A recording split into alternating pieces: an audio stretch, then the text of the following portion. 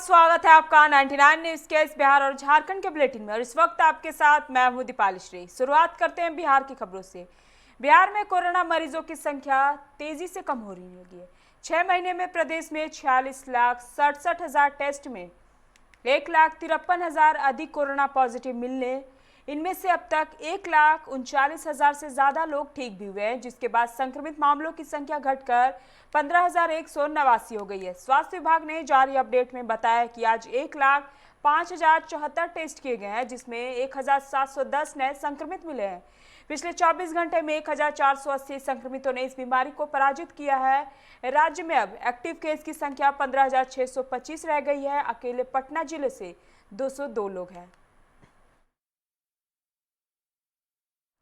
बिहार विधानसभा चुनाव की सरगर्मी के बीच आज शनिवार को एनडीए में सीट शेयरिंग को लेकर भाजपा और जदयू के शीर्ष नेताओं की मुलाकात हुई। भाजपा के राष्ट्रीय अध्यक्ष जेपी नड्डा ने जदयू के राष्ट्रीय अध्यक्ष व मुख्यमंत्री नीतीश कुमार से मुलाकात कर सीट के बंटवारे पर मंत्रणा की। जेपी नड्डा के साथ बिहार प्रभारी भूपेंद्र यादव, भाजपा के प्रदेश चुनाव प्रभारी देवेंद्र फडणवीस, उप मुख्यमंत्री सुशील मोदी, भाजपा प्रदेश अध्यक्ष डॉक्टर संजय जायसवाल रहे। वहीं दोनों शीर्ष नेताओं की मुलाकात के दौरान जदयू के भी वरिष्ठ नेता व सांसद लल्लन सिंह एवं अन्य लोग उपस्थित रहे। केंद्रीय नागरिक उड्डयन मंत्री हरदीप सिंह पुरी ने कहा कि नवंबर के पहले सप्ताह में दरभंगा में उड़ान योजना के तहत बने विद्यापति टर्मिनल से हवाई सेवा शुरू हो जाएगी। यहां से दरभंगा दिल्ली, दरभंगा बेंगलुरु और दरभंगा मुंबई के लिए यात्री विमान चलाए जाएंगे। टिकट बुकिंग की प्रक्रिया सितंबर के अंतिम सप्ताह के पहले शुरू हो जाएगी। वे शनिवार टर्मिनल के कार्यों का निरीक्षण करने दरभंगा पहुंचे थे। आधिकारिक तौर पर जानकारी की गई है कि सूचना में मंत्री ने साफ किया है कि इस बार बिहार में मनाए जाने वाले लोक आस्था के महापर्व छठ में लोग हवाई जहाज का सफर कर यहां आ जा सकेंगे।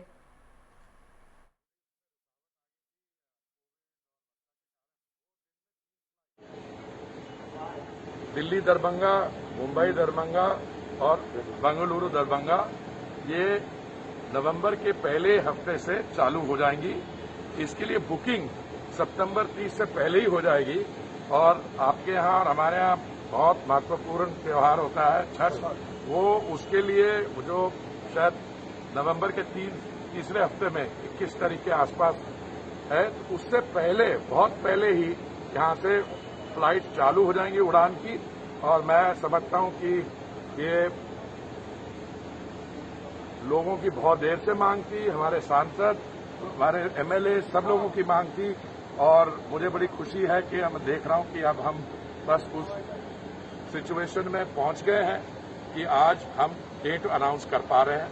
और इसको हम वैशाली के महुआ हाजीपुर सड़क पर पनापुर कनातकल चौक के निकट एक तेज रफ्तार ट्रक ने एक बाइक में टक्कर मार दी, जिसमें बाइक पर सवार 2 युवक गंभीर रूप से घायल हो गए। इस घटना को देखकर आसपास के लोगों ने घायल दोनों युवकों को इलाज के लिए सदर अस्पताल भेज दिया, जहां दोनों की स्थिति गंभीर बनी हुई है। इसी बीच किसी ने पुलिस को सूचना दे दी। सूचना पाकर तुरंत महुआ पुलिस भी पहुंच चुकी है।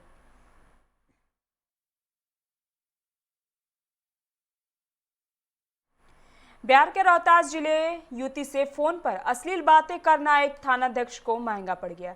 युवती ने बातचीत का ऑडियो रिकॉर्ड कर लिया है। जैसे ही ये ऑडियो एसपी के पास पहुंचा, उन्होंने इस पर संज्ञान लेते हुए थानाध्यक्ष की गिरफ्तारी के आदेश दे दिए। शुक्रवार देर रात धर्मपुरा ओपी थानाध्यक्ष कामेश्वर नारायण यादव को संजौली पुलिस ने गिरफ्तार कर लिया है। नोखा सर्किल अंतर्गत धर्मपुरा थानाध्यक्ष कामेश्वर नारायण यादव का 10 दिन पहले ही संजौली से धर्मपुरा तबादला हुआ था। यादव पर आरोप है कि उसने एक महिला से फोन पर अश्लील बातें की थी और अभद्र भाषा का इस्तेमाल भी किया था। ऑडियो की जांच की जा रही है। बिहार में नदियों का कहर किस कदर जारी है, इसका एक नजारा आप खुद देख सकते हैं। पूर्णिया जिले के बायसी के ताराबाड़ी में महज चंद सेकंड में एक बड़ा पक्का मकान कनकई नदी में विलीन हो गया। नदी में मकान के धराशायी होने का यह लाइव विजुअल सामने आया है। विजुअल में आप देख सकते हैं कि एक तरफ जहां बड़े बिल्डिंग नदी में धाराशायी हो रहे हैं, वहीं लोग अपने ही हाथों अपने बनाए आशियाने को तोड़कर पलायन कर रहे हैं।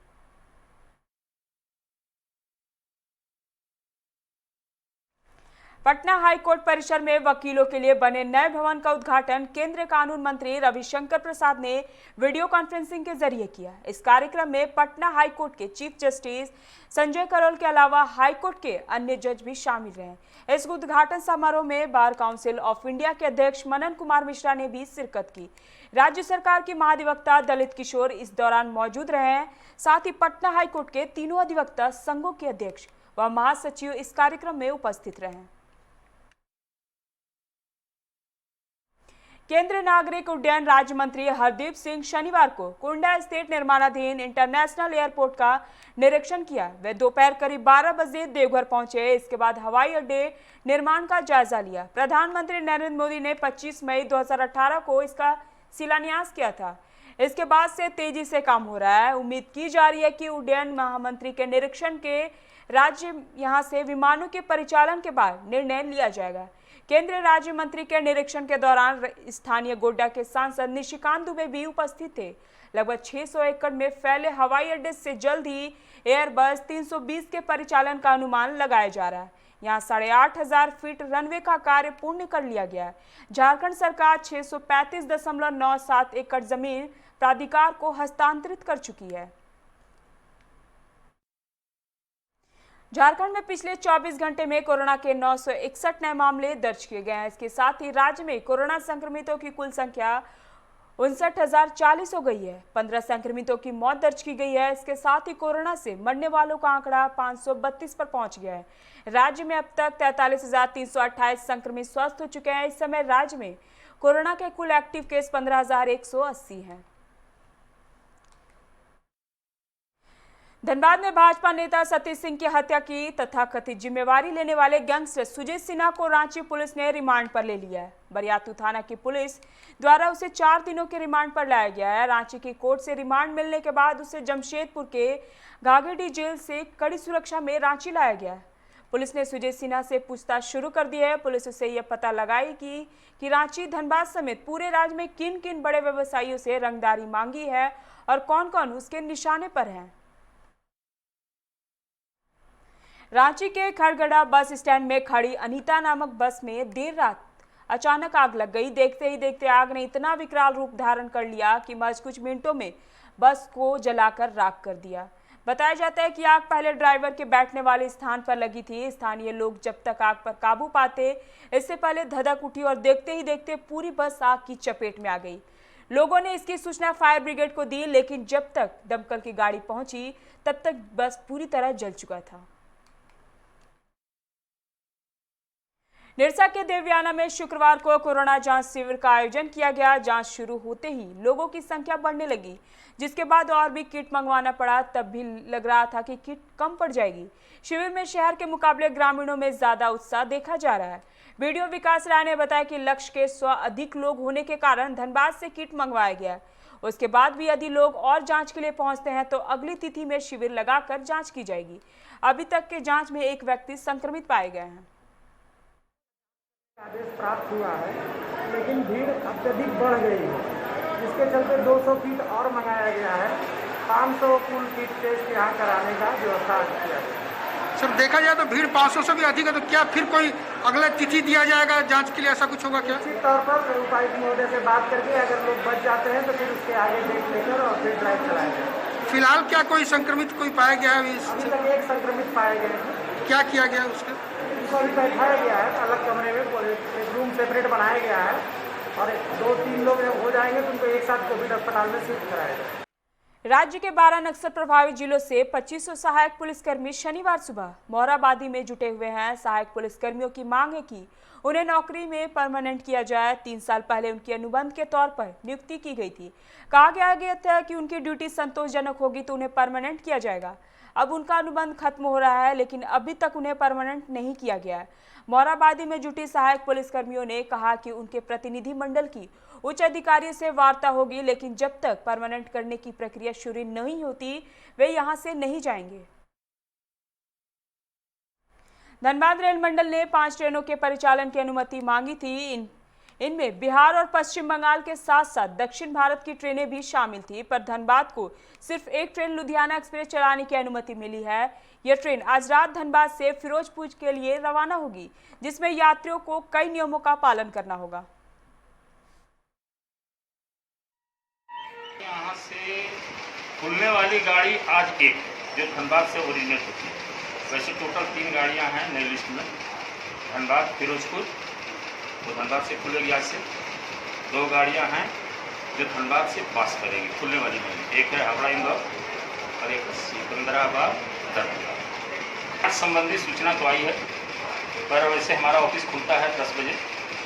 अभी CIT महोदय हमारे आए हैं जो डिपो सब देखते हैं, स्टेशन प्रबंधक जो भी आ रहे हैं, उसके लिए 11 साढ़े 11 बजे एक मीटिंग रखी गई है। जिला प्रशासन, स्वास्थ्य विभाग, रेल प्रशासन सबों का उसमें सारा क्लियर हो गया। धनबाद रेलवे स्टेशन में ट्रेनों के संभावित परिचालन को लेकर स्वास्थ्य विभाग ने सतर्कता बढ़ा दी है। विभाग ने अपनी एक टीम को रेलवे स्टेशन में 5 यात्रियों की स्वास्थ्य जांच का निर्देश जारी किया है, जिसके तहत प्रतिनियुक्त स्वास्थ्य कर्मियों को प्रशिक्षण दिया गया है। साथ ही इन सभी प्रशिक्षुओं के यात्रियों के जांच से जुड़े तमाम नियम कानूनों के बारे में भी बताया गया। प्रभारी डॉक्टर आलोक विश्वकर्मा ने बताया कि स्वास्थ्य विभाग रेलवे स्टेशन पर महामारी से शहर को बचाने के लिए पूरी तरह सतर्क है। सभी जरूरी कदम उठाए जा रहे हैं।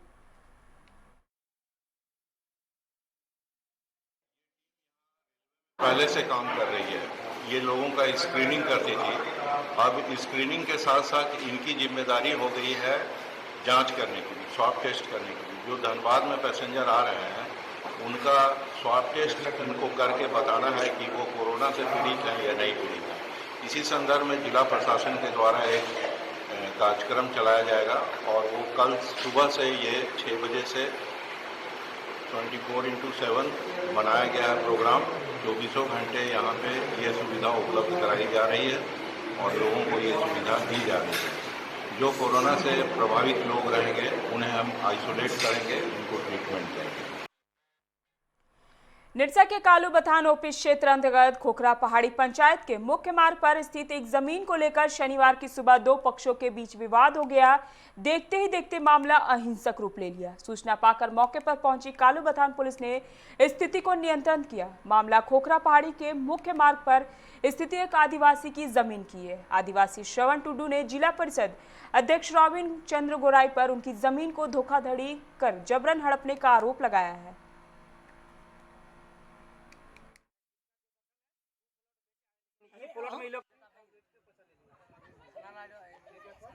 फैसला में जो निर्णय आएगा हम लोग मान्य करेंगे।